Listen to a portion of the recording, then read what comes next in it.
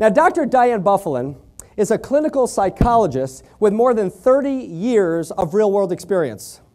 Her training in neuropsychology at Albert Einstein College of Medicine in New York City enables her to explain human behavior based on brain behavior. She presents a rare mix of right-on common sense and medical science. She uses wit and wisdom to provide insights into human behavior and gives us a practical approach to becoming more effective with others. She has received rave reviews and awards for her presentations in both the academic and business arenas. Today, she will be sharing ideas about how to get what we want without arguing. Please join me in welcoming Dr. Diane Buffalin.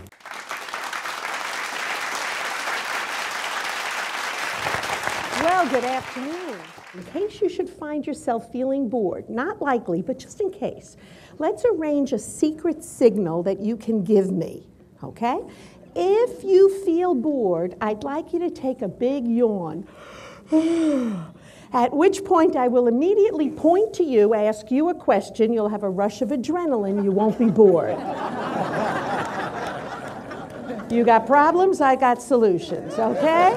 We're good to go. One more thing before we really start is your mindset. Now, I don't have the controls to your mind, but if I did, I would set them on receptive listening. I thought it was fabulous. She was inspiring, she was full of life, she brought so many great examples, practical examples that you use every day. Oh, I think it's wonderful. I think it's definitely something that I can use in business. I sell real estate, and it's perfect for negotiations. So my pledge to you is that you will have something interesting because I respect your time. You're giving me this hour. I want to make sure that you have really good information that will make your life more positive. Okay? Ready? Go. To start with, we need to decide what's an argument. I mean, some people think it's an argument and the person they're married to says it wasn't. So I need a volunteer, someone I don't know, who thinks that they're good at arguing or has enough courage to come up here. Diane is a great speaker, dynamic, entertaining. She is fun, she's engaging. Isn't this exactly what happens in an argument? You start off saying you want ABC and the other person wants QRST, and the very next round, you're telling them what's wrong with them. They're small-minded, they're simple-minded, and then they're telling you you're arbitrary. I was told for a psychologist, you really are. But we're not talking about the issue. And then it gets heated, and it gets more elevated, and people attack each other, and the more they attack each other, the worse the other person feels, and the more you're attacked, the more you're going to attack back. And it becomes like a tennis match. I don't really know tennis, but I've watched them do it. They pick up the ball, they slam it with a racket, and the idea is to hit it someplace where the opponent can't get it. I came for my business, for work, and I walked out with teenager management and husband relationship management plans and strategies that I never expected. So I thought it was fantastic. So this is what an argument looks like. You start off having a difference of opinion, but usually by round 2, you're already attacking each other, and this is going to wear negatively on your relationship. Nobody is going to feel warm and huggy and closer to you or more trusting or want to do business with you or want to have dinner with you if you're going to be arguing with them. So first I'm going to give you 9 truths. These are in your handout. 9 truths about arguments. Number 1, conflict resolution is based on the following truths. No one ever convinced anybody they were wrong by arguing with them. Can you think of some time when you were arguing with someone and they actually said to you, "Oh my God, you're right, I'm so irresponsible." "Oh, thank you so much for telling me. I never realized how selfish and inconsiderate I am. Thank you. You know, you're right, I do slovenly leave my socks on the floor. I'm going to go around and pick them up from now on because you're right and I'm wrong."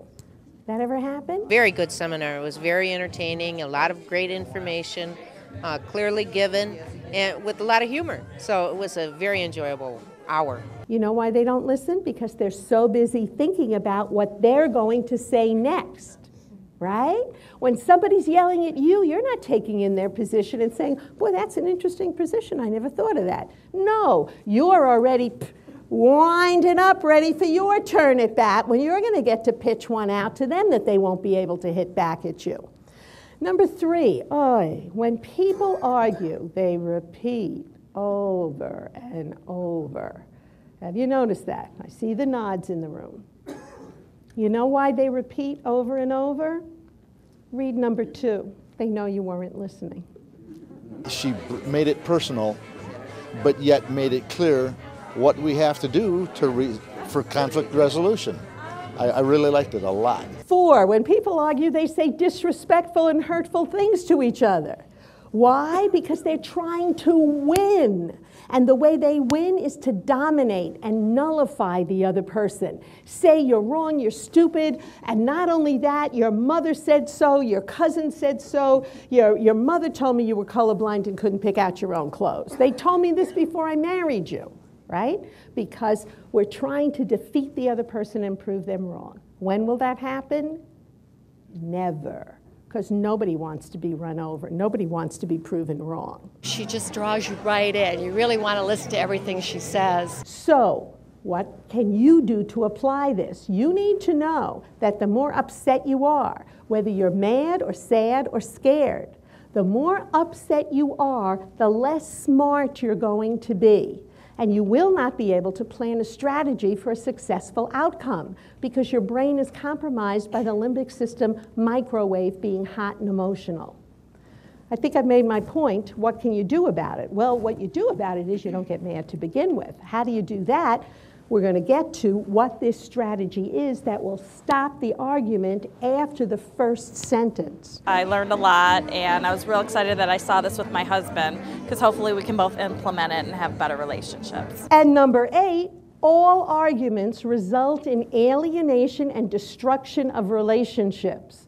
Nobody falls more in love or has more respect or more trust with somebody who's trying to prove them wrong.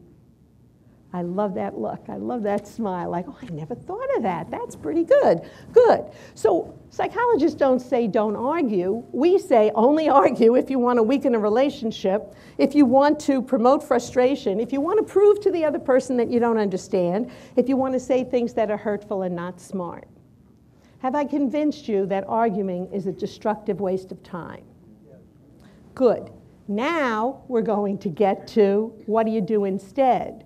And I can hear the thoughts. Okay, you convinced me, but what do we do? This person wants something and we don't want that. So I'm going to teach you a new technique, and this is based on mutual respect. Her speaking style was very fun. It was really informative and relaxed, and she made you feel like you knew her forever. I liked it. There's an interesting thing about women that most men don't know, and that is if we are not bone thin, our favorite color is Now, did you hear that?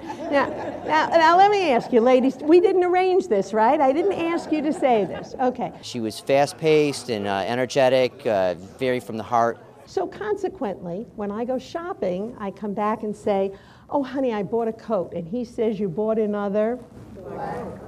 That's right. And if I say, I went out and bought a dress, he says, you bought another? Black dress. Right. So one time we're on a cruise, and there was going to be an event, and I said, you know, I could use something dressy for this event. So I came back and said, I bought a shirt. And he said, you bought another? Black shirt. Full of practical things that you can really use. Tools that I can use in my everyday life.